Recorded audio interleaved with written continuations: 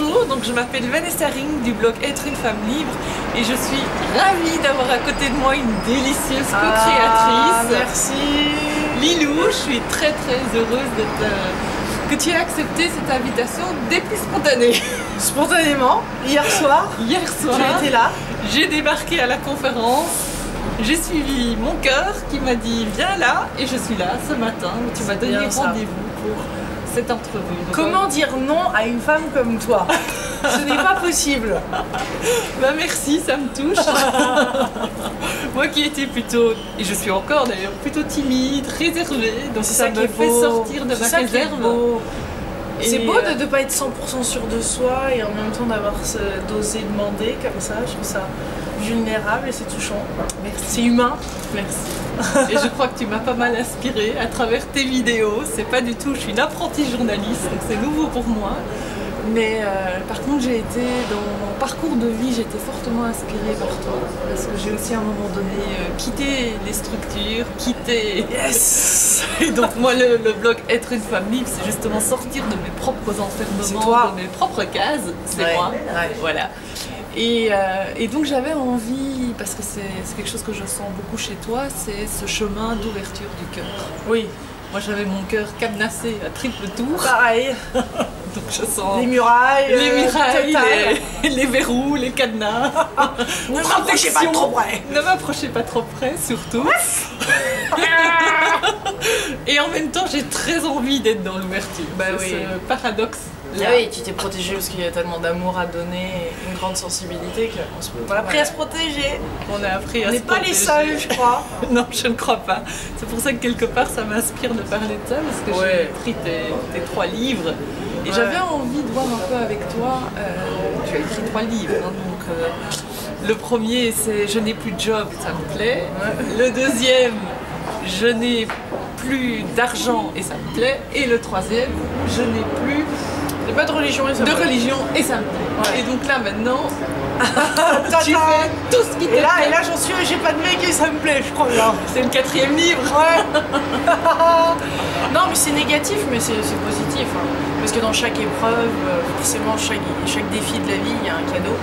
Il y a quelque chose à apprendre, c'est évident. Quand on est prêt à recevoir ça.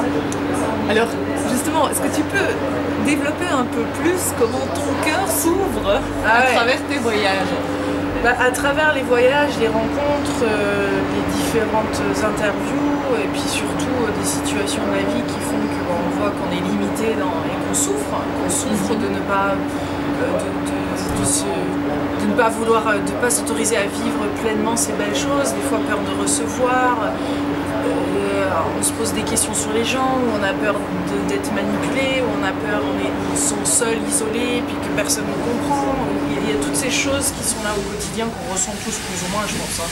Ça fait partie d'être humain, de par nos expériences et tout ça. Et c'est vrai qu'à des fois, on a la possibilité, enfin on a tout le temps la possibilité, mais des fois on va choisir vraiment d'observer la situation, d'en être conscient, de s'observer, de regarder, bah tiens là c'est intéressant, je me suis refermée, ou je ferai les choses différemment, tu vois, mais maintenant c'est dans la douceur, c'est dans cet élan amoureux de soi, de la vie, en ayant confiance que les choses se placent naturellement et bien, qu'on s'autorise à vivre des événements ensuite et à attirer des événements qui vont être bien plus alignés et qui vont nous permettre de vraiment ouvrir notre cœur, parce que c'est vrai que des fois pas toute situation n'est bonne à ouvrir, mais il faut se retrouver idéalement de plus en plus dans ces situations où on est avec des gens sains, bons, qui sont là pour nous, qui souhaitent nous soutenir, où on est dans une entreprise qui vraiment va de l'avant, qui est là avec un boss qui est là pour les autres, un chef d'entreprise, un chef d'équipe qui est là pour l'autre, qui t'écoute.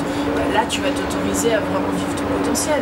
C'est normal de fermer les portes, et même encore maintenant, moi il y a des gens qui essayent de me pomper mon énergie, ou d'avoir de la pub, pleinement juste penser à leur personne. Ça m'intéresse pas de les interviewer, ni d'être interviewé dans ces cas-là. Tu vois, donc après c'est des choix, c'est des vrais oui. Là c'est un vrai oui de la vie, ça s'est fait spontanément, voilà. Et là tu peux ouvrir ton cœur. Là je peux ouvrir mon cœur comme hier soir lors de la conférence, parce que il n'y a pas à avoir peur, du moins c'est une situation qui est cohérente, c'est un vrai oui.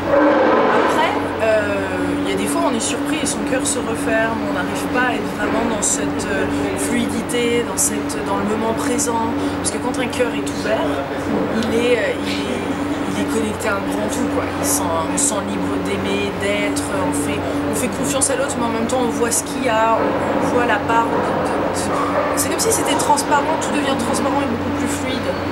Et c'est bon d'aimer, parce que après, tout simplement, il y a des situations dans lesquelles on ne va pas vouloir souffrir. Donc c'est des leçons, mais des leçons dans la douceur. Il y a plein de travaux là. Oui, on est bien entouré dans les bruits extérieurs. Ouais, c'est le real life. Non, mais on parle vraiment de la vraie vie, parce que c'est bruyant en effet dans nos têtes. C'est bruyant, on a toutes ces choses qu'on a envie de mettre en place dans notre vie, des choses qui nous limitent, où on se dit ouais mais je peux pas faire ça parce que j'ai pas ces compétences ou j'ai pas l'argent. Et il y a ces excuses et ces excuses et ces excuses et ce bruit.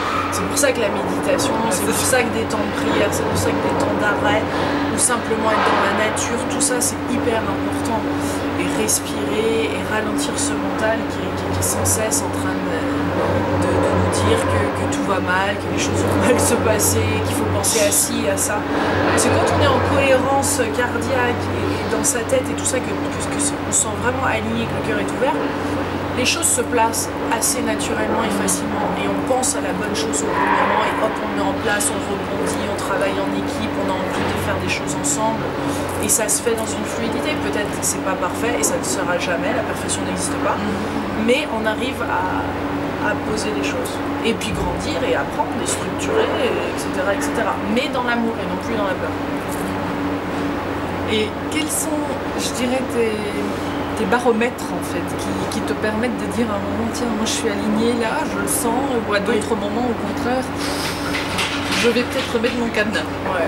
Alors je vais pas remettre le cadenas vraiment très longtemps, je vais pas remettre la muraille et me protéger dans ce sens-là, je vais juste me dissocier de la personne et je vais tracer mon chemin, parce que clairement il y a des gens qui sont pas dans cette ouverture, dans cet élan amoureux, c'est vraiment leur personne et prendre tout ça. Donc, comme je suis sensible, je me dissocie d'eux, je les repère, on me voit assez rapidement, et au lieu d'être déçu et de refermer mon cœur à tout jamais ou dans ce genre de situation, je me dis très bien, j'ai appris de cette situation, la prochaine fois sera différente. Tu vois, mais dans la douceur. Et ce qui fait que la plupart du temps, je ne rencontre pas le même scénario, parce que ça a été abordé avec douceur. Ou l'autre fois, quand je faisais une conférence à Paris dans ce théâtre, j'étais énormément dans ma tête. Donc j'arrivais à transmettre quand même, mais j'étais très mal à l'aise et là le cœur n'était pas ouvert. Je n'arrivais pas, et pendant les 2-3 heures de toute la soirée, j'arrivais même pas à répondre aux questions des gens, j'étais complètement dans ma tête. J'étais dans ma tête, dans mon mental, je devenais parano, je me disais ah ouais les gens non, il y en a qui baillent, ils font chier, ça passe pas, et le message passe pas, et puis on est à Paris, et puis c'est impossible d'arrêter ce truc.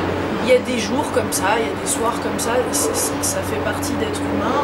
Après, c'est qu'est-ce que je vais faire le lendemain, puisque je n'arrivais pas à m'en sortir ce jour-là, et j'étais très mal à l'aise, voire même malheureuse, parce que c'est différent de hier soir, où là c'est que du cœur, ça coule et ça sort.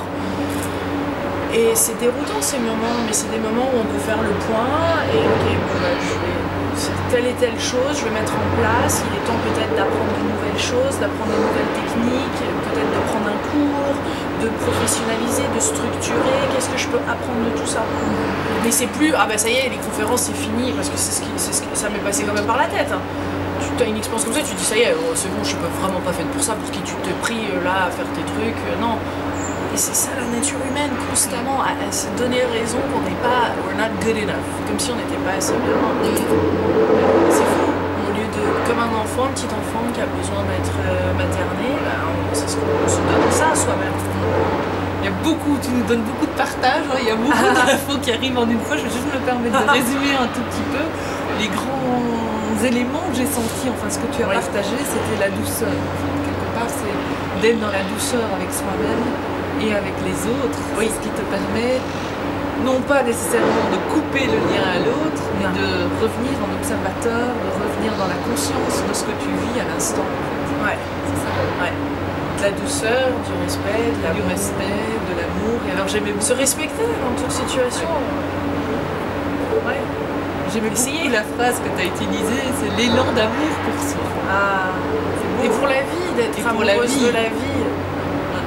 La vie nous le rend, elle nous livre ses secrets quand on est en amour avec elle. Quand on danse, c'est comme un couple, c'est fantastique. De réouvrir son cœur à la vie, ça on peut le faire, je pense. Peut-être avant un partenaire amoureux ou avant de réouvrir complètement. On peut commencer à l'explorer avec la vie. C'est un beau tango, et de faire confiance que l'univers est vraiment là et la vie est vraiment là pour notre bien. Et des fois, on a l'impression que ça nous tourne dessus et que c'est contre nous, mais c'est nous-mêmes qui nous séparons. Je l'ai ressenti, ça, quand j'avais plus d'argent, je me suis retrouvée chez ma mère, j'étais en colère. Clairement, je me sentais séparée, seule, isolée, incomprise. C'était pas juste, il y avait beaucoup de colère qui ressortait. Mais c'était moi. Le flow est toujours là, l'abondance est là, la créativité est là, tout est là, la vie est là, elle est prête à nous donner beaucoup, mais c'est l'invité. C'est l'invité d'être là dans notre vie, il faut la remercier. C'est comme dans un couple, on peut la remercier, lui dire ah ça j'aimerais bien vivre ça, ou ces suggestions, cette communication. Moi je communique bien avec toi, Oui, moi aussi, ça fait partie de l'ouverture et à un moment donné j'ai senti que la connexion elle passait par là et intuitivement on le ressent. Ouais. Et c'est marrant parce que ça me fait penser à une phrase, j'ai rencontré Sonia Pascalito qui est aussi une québécoise et qui disait « et la vie danse ». Quand on sent l'évidence, la vie danse. Ah oui. Et je trouvais ça magnifique et ça me fait rebondir sur le partage que tu nous fais maintenant, qui est vraiment d'apprendre à danser la vie. Oui. Et il y a cette évidence ou ces certitudes aussi, j'aime beaucoup cette notion de certitude, c'est-à-dire de se dire cette chose-là va se passer. Mais il y a une force là-dedans, mais que j'ai pu avec laquelle j'ai pu reconnecter lors du séminaire de Tony Robbins, qui est beaucoup plus dans le masculin, et d'avoir cette certitude, cette chose-là. Mais quand on le fait vraiment de manière alignée, avec le cœur aligné comme un vrai désir, et qui est sain et bon pour nous et pour les autres, finalement c'est pas mal du tout. C'est-à-dire, cette chose-là va se passer, point, il y a cette certitude absolue. Je souhaite rencontrer telle personne.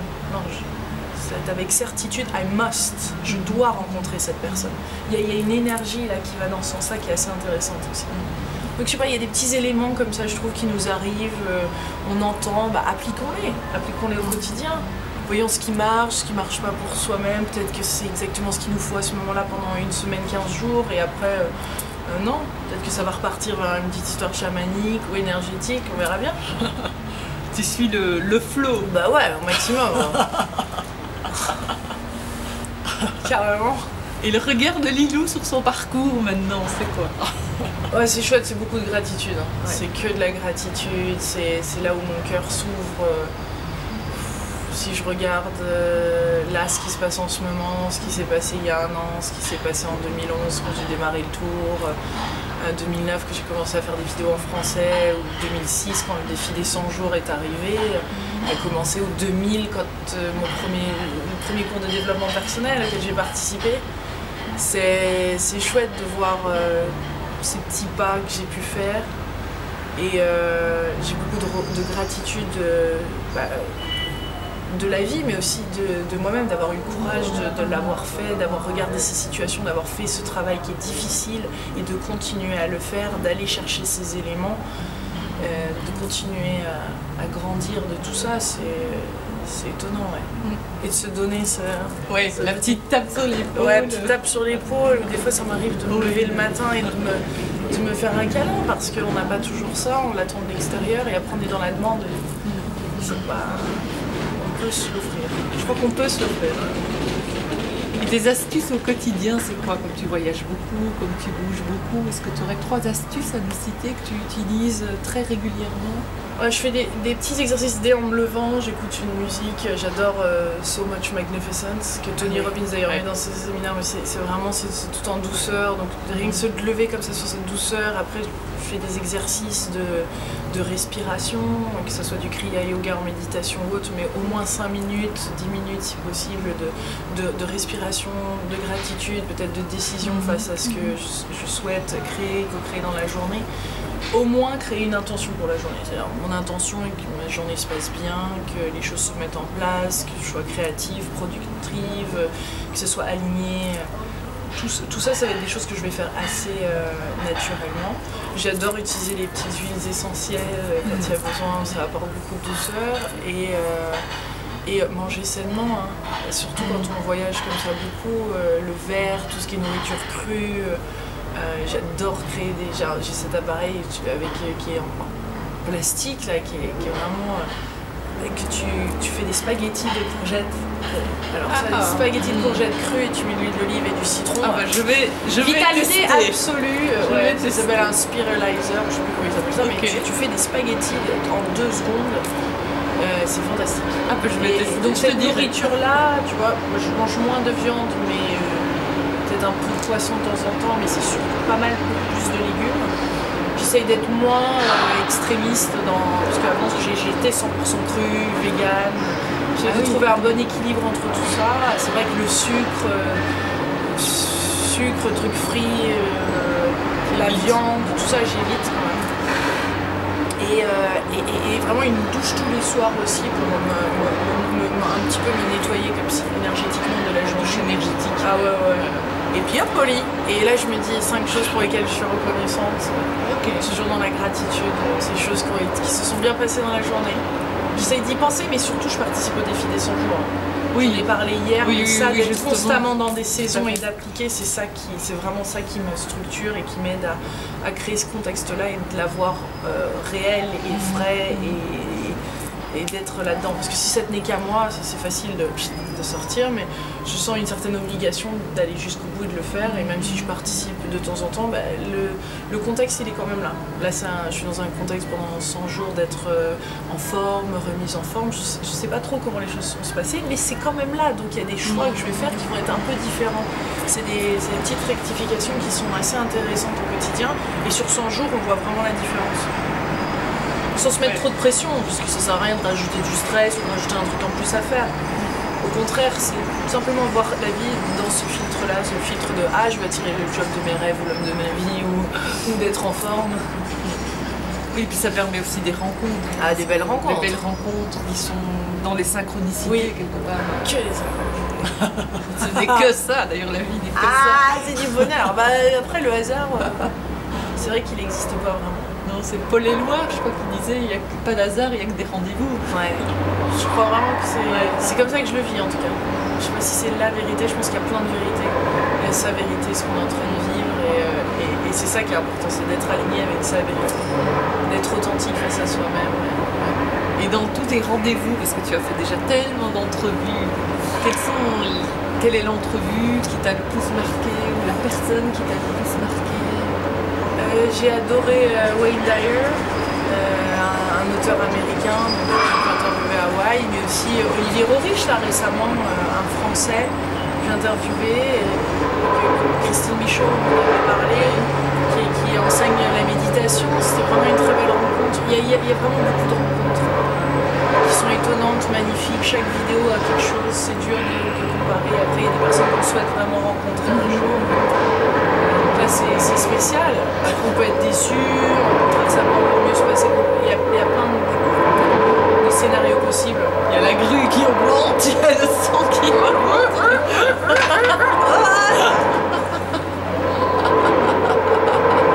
Plus on descend profond, plus ça monte. Ouais, c'est bon ça.